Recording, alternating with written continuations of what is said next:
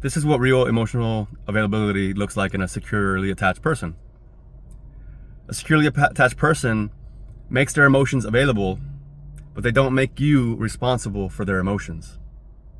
They take responsibility for their own emotions. They're saying, I'm feeling this. You did something that triggered my trigger. It's my responsibility. But they give you the opportunity to make adjustments. They give you the opportunity to adjust. They don't force you to adjust. They don't force you to change. They just say, hey, this is what I'm feeling and this is what I need.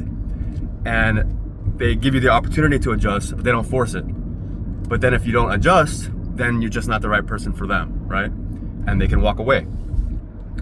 An insecurely attached person, like an anxiously attached person, says, you did this and you made me angry. So they make you responsible for their anger, their emotions, or you made me sad. And then they try to force you to change because they can't detach from you. They're attached to you, they're codependent on you. And so they depend on you for their safety. So they're trying to force you into being what they need, versus like what a securely attached person would do is give you the opportunity to give them what they need, but walk away if the needs are not met. An avoidant also says, you did this, you are the problem, you caused my issues, you caused my pain, and they run away. And they don't give you the opportunity to change. They don't give you the opportunity to adjust.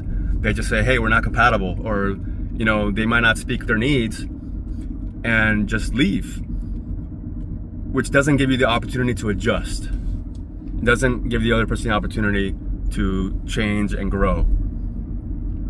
So those are the differences. The securely attached person tells you their emotions. They make them available in the relationship, but they don't make them your fault and your problem. They are just taking responsibility and saying, hey, this is what I need. And if you can't meet their needs and they've given you enough chances, then they're like, hey, I'm sorry, but I've shared my emotions, I've shared my needs with you many times, and you're not making any adjustments, so I'm gonna have to go.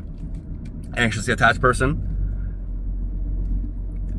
tells you how upset you made them and it's your fault. It's not that they had a trigger, it's that you did something and you hurt them, and they try to force you into being the one who meets their needs. The avoidant makes you responsible for their feelings.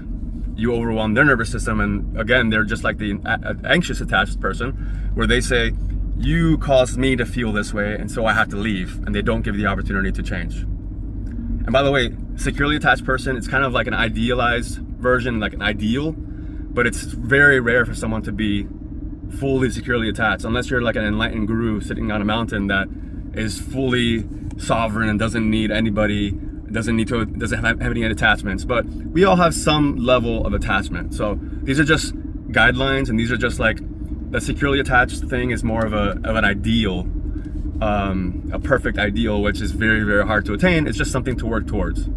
So we all have some level of anxious attachment, avoidant attachment, or even fearful avoidant, which is a mixture of both anxious and avoidant. So I hope that clears some stuff up, and I hope that helps. If you like what you heard, please like and subscribe. It would really help me out. Thank you so much.